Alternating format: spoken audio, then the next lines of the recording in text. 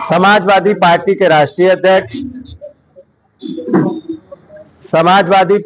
राष्ट्रीय अध्यक्ष माननीय श्री अखिलेश यादव जी के निर्देश पे पूरे देश में समाजवादी पार्टी कार्यालयों पे संविधान मान स्तंभ दिवस के रूप में संविधान की प्रति का स्थापना पूरे प्रदेश और देश के कार्यालयों में किया गया, जिसकी शुरुआत माननीय अखिलेश यादव जी ने स्वयं उत्तर प्रदेश में लखनऊ में प्रदेश कार्यालय में स्थापित करके शुरुआत की थी। और उसी के तहत माननीय अखिलेश यादव जी के निर्देश पे मैं यहाँ आया हूँ और यहाँ जिला समाजवादी पार्टी के नेताओं कार्यकर्ताओं द्वारा जिला संगठन द्वारा आयोजित कार्यक्रम में विशाल संगोष्ठी का आयोजन हुआ, जिस संगोष्ठी में हजारों लोग उपस्थित थे और भारी संख्या में लोग उपस्थित थे और उस जगह पे उपस्थित थे जहां से मुख्यमंत्री जाते हैं।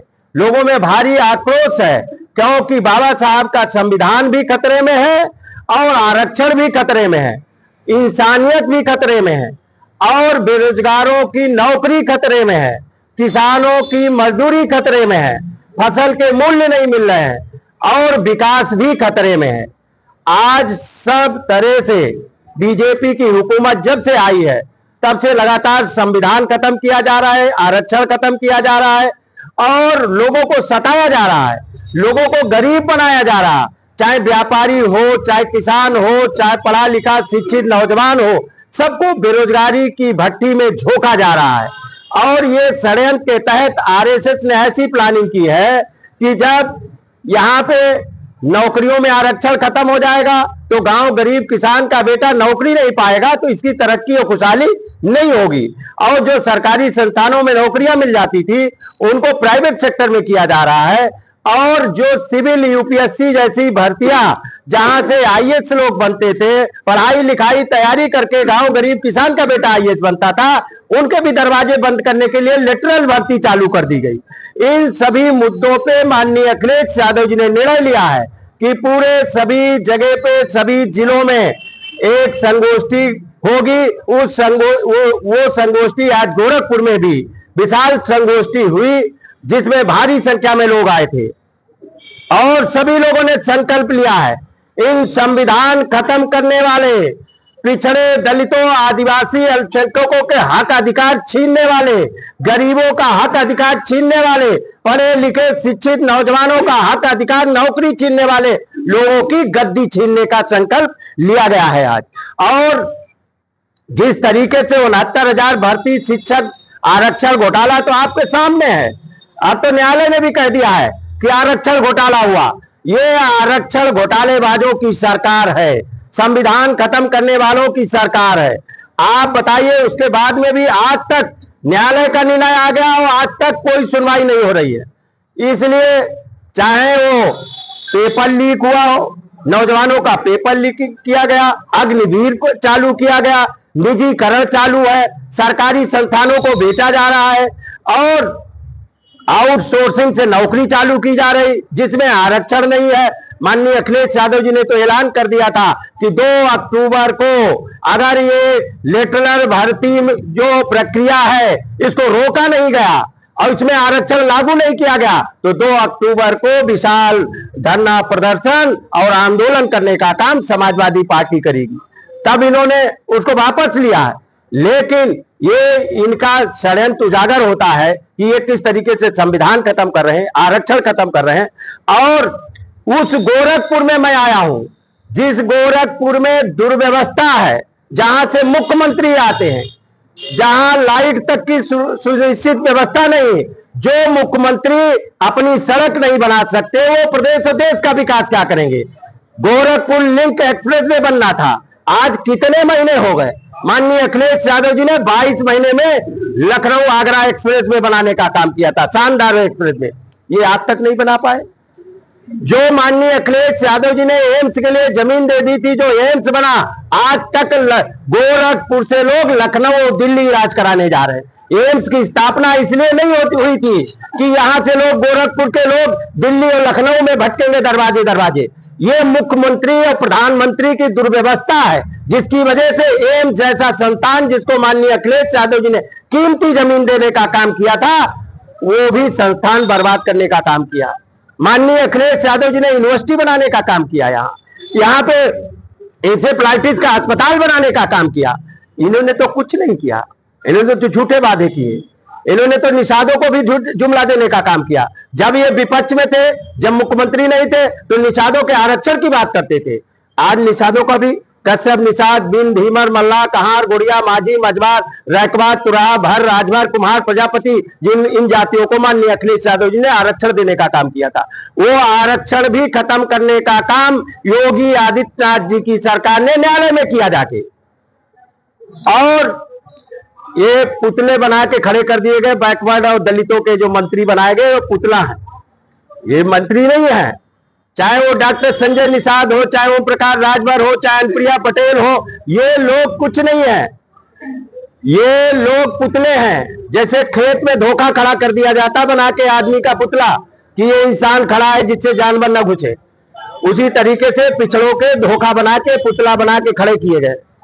ये डॉक्टर संजय निषाद जी जो पहले आरक्षण की बात करते थे, अब कह रहे हैं कि लाचार है, लाचार है। मन बताइए, ये हमारी माननीय अखिलेश यादव जी की सरकार ने, नेताजी ने फूलन देवी को भी जेल से रिहा करा के भारत की पार्लियामेंट में अन्याय अत्याचार के खिलाफ लड़ने वाली वीरांगना फूलन देवी को भारत की पार्लियामेंट में भेजने का काम किया था। और किसकी हुकूमत में हत्या हुई? एक वर्तमान सांसद और पार्लियामेंट से निकल के आई। ये अपनी कानून व्यवस्था की दुहाई देते हैं। आपके यहाँ तो सांसद नहीं सुरक्षित है, आपके राज्य में बीजेपी की हुकूमत दिल्ली में भी थी, उत्तर प्रदेश में भी थी, और वीरांगना फूलन देवी को गोलियों से छलनी करने का काम दिल्ली की धरती पे, वो भी वीवीआईपी क्षेत्र में किया गया था। और आज वो जो हत्यारा है जेल से भी बाहर आया, किसके जमाने में? बीजेपी की सरकार में। क्या कर रहे हैं डॉक्टर संजय निषाद? ये कहते हैं बहन बेटियों की इज्जत के लिए जो रोना रो रहे थे, आप उनके साथ में खड़े हुए हो।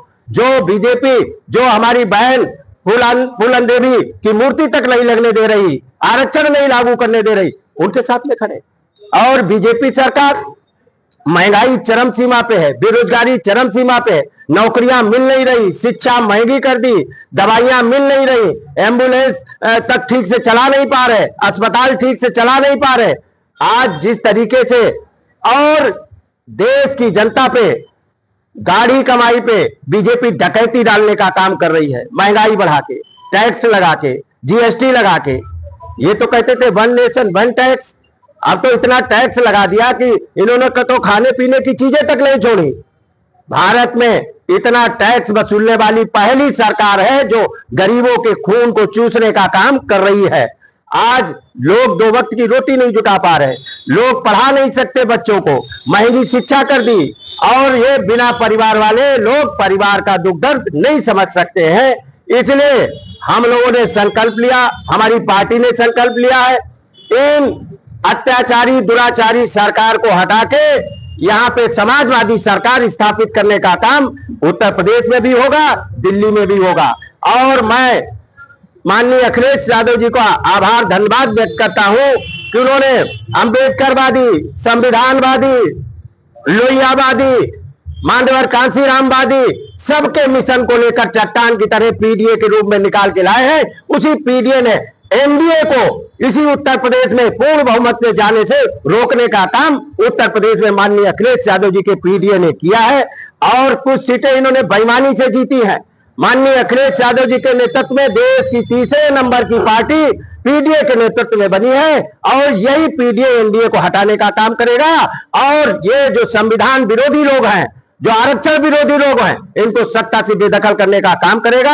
आज बीपी मंडल का ही जन्मदिन है, और बीपी मंडल की भी जयंती हमारे पूरे, क्योंकि मंडल कमीशन की सिफारिशें जब नेताजी ने लागू की थी, यही बीजेपी के लोग विरोध करने का काम कर रहे थे आरक्षण का, और यही लोग आरक्षण विरोधी हैं।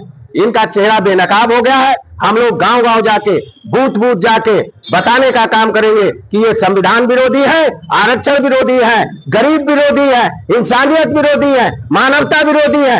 इन लोगों को हटाने का काम करेंगे और सत्ता पे समाजवादी प्रधानमंत्री और समाजवादी मुख्यमंत्री बनाने का काम करेंगे, और आम हक लोगों का अधिकार दिलाने का काम करेंगे। चुनाव में कितनी सीटें जीतेगी समाजवादी पार्टी? समाजवादी पार्टी 10 की 10 सीटें उपचुनाव में जीतने का काम करेगी। माननीय अखिलेश यादव जी के पीडीए जिताने का काम करेगा। कितनी सीटें मिलेगी वो माननीय राष्ट्रीय नेतृत्व तय करेगा, माननीय अखिलेश यादव जी तय करेंगे। वो हमारा आपस का मामला है, वो तय हो जाएगा। लेकिन जनता और पीडीए ने तय किया है कि उत्तर प्रदेश में एक भी सीट एनडीए और बीजेपी को जीतने नहीं देंगे। इंडिया गठबंधन जो है जिससे सीट देने को लेकर क्या कांग्रेस की मजबूत होने से क्या सपा को खतरा हो सकता है? समाजवादी पार्टी जब से स्थापित हुई है, समाजवादी पार्टी केवल सत्ता के लिए नहीं बनी है।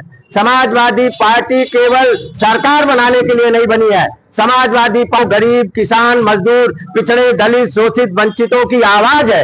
इसको कभी कोई खतरा नहीं है। और जब से पार्टी बनी है एक वोट घटा नहीं है। जब से माननीय मुलायम सिंह यादव जी ने समाजवादी पार्टी बनाई है, हर चुनाव में वोट बढ़ा है, चाहे सीटें कम ज्यादा आई हो। घटना हुई है कि बीजेपी के विधायक ने मायावती जी के खिलाफ आक्षेप किया, क्या कहना चाहेंगे? तो ये बीजेपी का तो चाल चलन चरित्र उजागर होता है।